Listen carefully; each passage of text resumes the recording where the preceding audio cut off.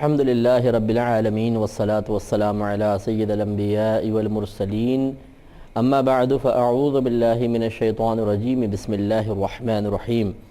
الحمدللہ الہادی پروگرام میں ایک موضوع کا انتخاب کرنے کے بعد ہم اس پہ درس قرآن کا اہتمام کرتے ہیں، اور چونکہ یہ موضوعاتی اعتبار سے ہے، ٹاپک وائز ہے، تو ہم نے مختلف ٹاپکس پر کلام کرتے ہوئے آخر میں نبوت اور رسالت کے موضوع کو منتخب کیا تھا، اور اس سے متعلقہ آیات آپ کی خدمت میں عرض کر رہے تھے۔ اور مطلقاً نبوت رسالت پہ کلام کرنے کے بعد پھر ہم جتنے انبیاء علیہم السلام کے اکثر واقعات یا ان کے بارے میں کوئی آیات نازل ہوئی ہیں، ان میں سے ہم نے بہت سے انبیاء علیہم السلام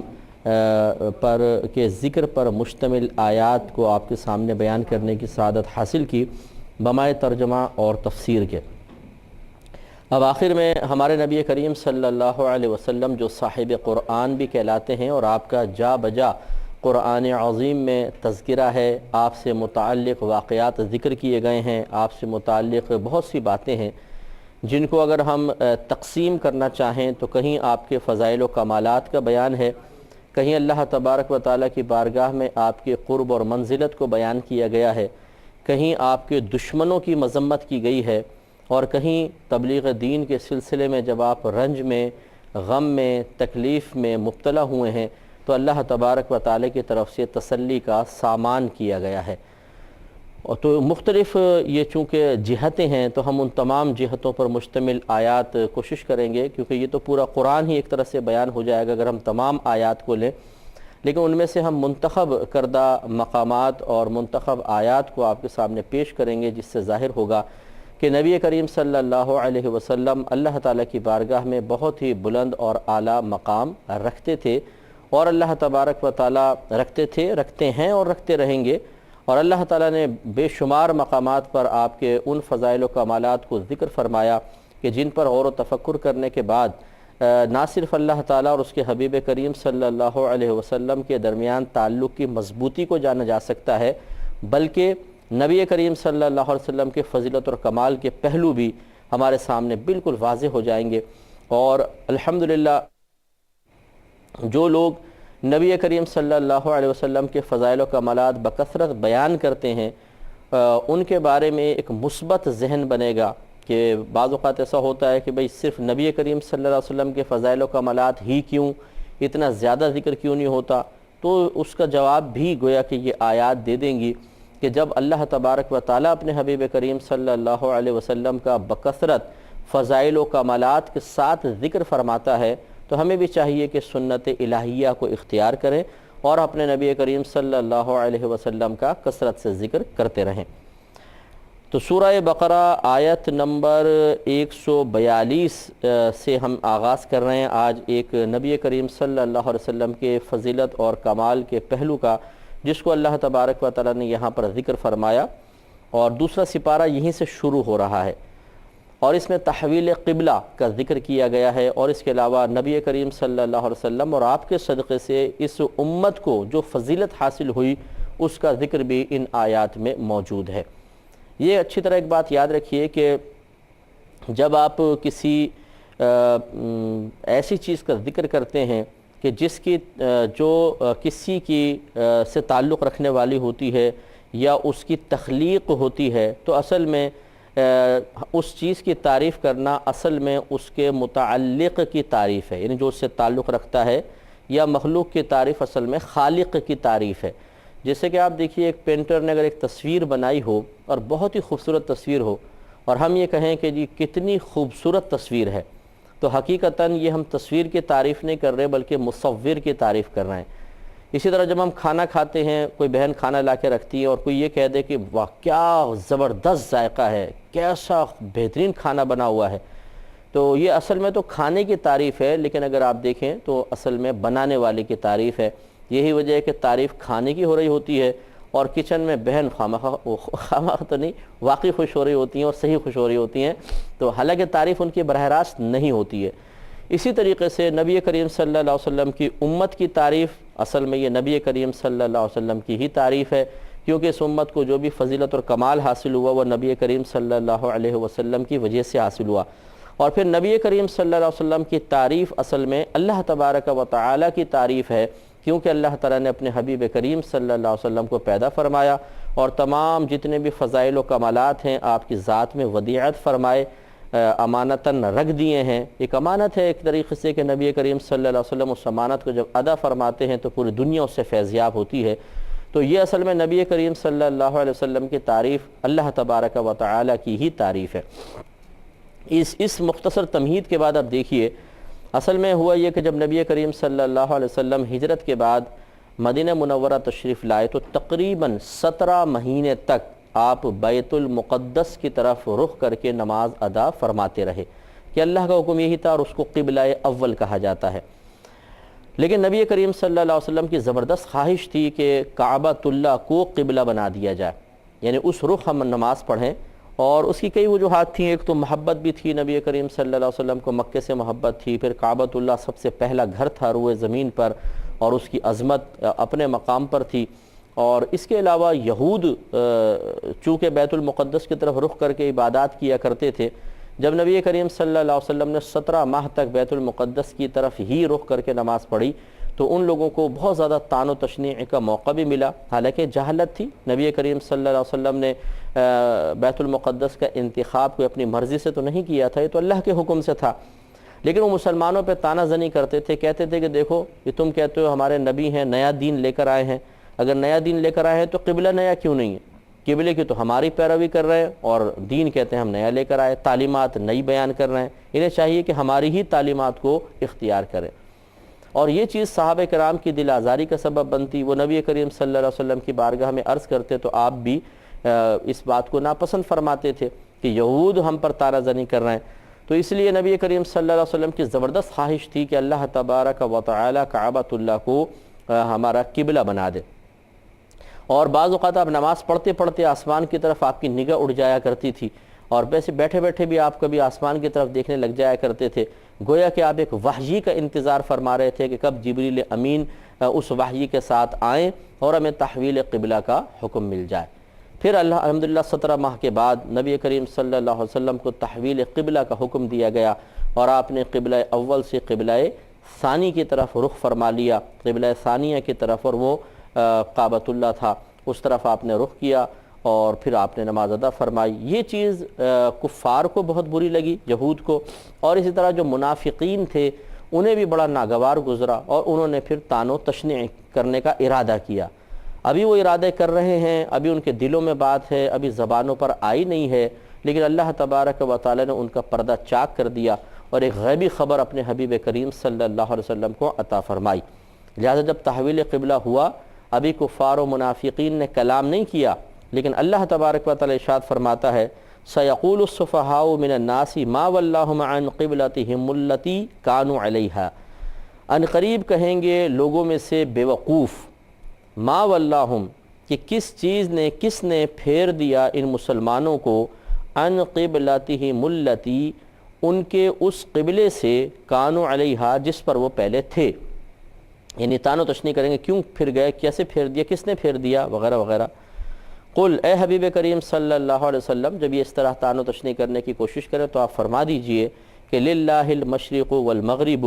اللہ ہی کے لیے ہیں مشرق اور مغرب، وہ مشرق کا بھی مالک ہے، مغرب کا بھی مالک ہے، جس طرف چاہے اس کی مرضی ہے وہ رخ کر کے نماز پڑھنے کا حکم دے۔ یہدی من یشاء الی صراط مستقیم، وہ جسے چاہتا ہے سیدھے راستے کی طرف ہدایت عطا فرما دیتا ہے۔ تو یہ اس میں اب نبی کریم صلی اللہ علیہ وسلم کے لیے فضیلت و کمال کا پہلو کیا ہے وہ بھی آگے آ رہا ہے کہ دیکھیں کس طریقے سے یہ جو قبلے کی تحویل کا معاملہ ہوا، اس میں نبی کریم صلی اللہ علیہ وسلم کے لیے کیسا ایک فضیلت اور کمال کا پہلو رکھا گیا۔ لیکن اس سے پہلے اللہ نے ارشاد فرمایا وَكَذَلِكَ جَعَلْنَاكُمْ أُمَّةً وَسَطًا لِتَكُونُوا شُهَدَاءَ عَلَى النَّاسِ وَيَكُونَ الرَّسُولُ عَلَيْكُمْ شَهِيدًا۔ اللہ تعالیٰ ارشاد فرماتا ہے اور معاملہ اسی طرح ہے کہ ہم لوگوں سے مخاطب ہیں، قیامت تک جتنے نبی کریم صلی اللہ علیہ وسلم پر ایمان لانے والی امت ہے اس سے خطاب کرتے ہوئے اللہ تعالیٰ ارشاد فرماتا ہے اور اسی طرح ہم نے تمہیں سب سے افضل امت بنایا ہے تاکہ تم لوگوں پر گواہ ہو جاؤ، یعنی بروز قیامت لوگوں پر گواہ ہو جاؤ۔ وَيَكُونَ الرَّسُولُ عَلَيْكُمْ شَهِيدًا، اور یہ میرے رسول یعنی نبی کریم صلی اللہ علیہ وسلم تم پر گواہ ہو جائیں۔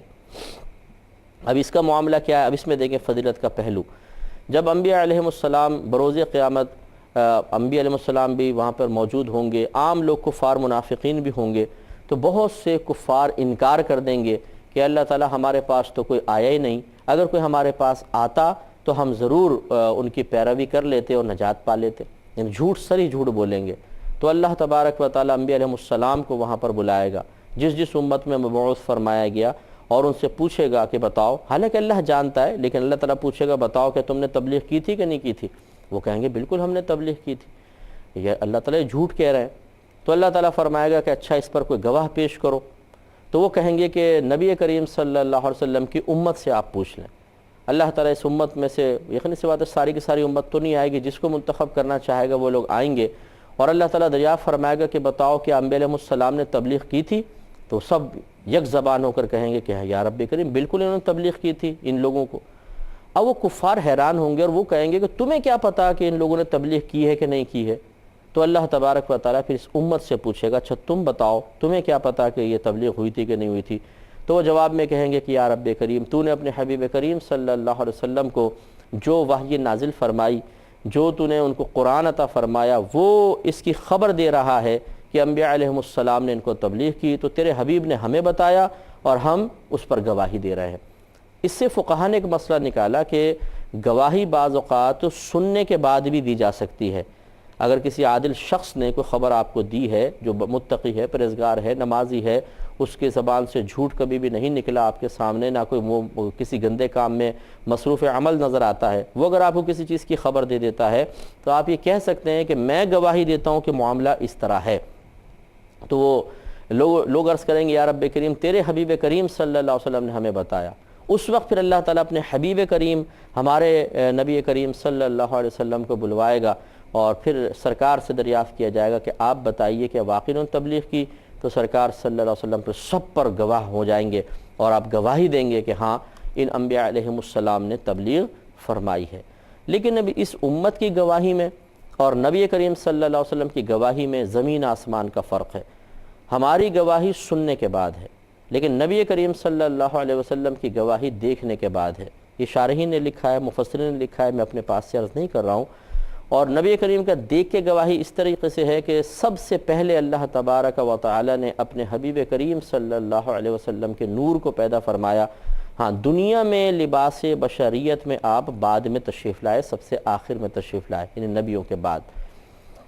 چنانچہ جب نبی کریم صلی اللہ علیہ وسلم سے پوچھا گیا کہ آپ کب نبی تھے تو آپ نے فرمایا کہ میں اس وقت بھی نبی تھا جب آدم علیہ السلام پانی اور مٹی کے درمیان تھے۔ گویا کہ اللہ تبارک و تعالیٰ نے اپنے حبیب کریم صلی اللہ علیہ وسلم کو بہت پہلے پیدا فرما دیا تھا، یعنی ان کے نور کو تخلیق فرما دیا تھا، اور پھر باقاعدہ ایک لباس بشریت میں آپ دنیا میں بعد میں تشریف لائے۔ تو اس لیے یہ کوئی تعجب خیز بات نہیں ہے کہ باعطائے الہی اللہ تعالیٰ چاہے تو ایک مقام پر کسی کو بٹھا کر پوری کائنات اور پورے واقعات اس کے سامنے منکشف فرما دے، اس میں کوئی تعجب خیز بات نہیں ہے۔ لہٰذا نبی کریم صلی اللہ علیہ وسلم نے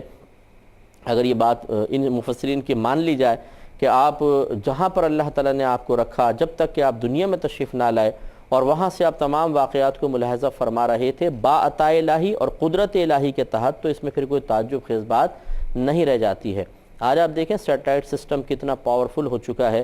یہ آپ اگر یورپ کنٹریز میں چلے جائیں تو نیویگیشن سسٹم وہاں پر ہے جو ہمارے یہاں پاکستان میں تو کوئی بیچارہ جانتا ہی نہیں ہے،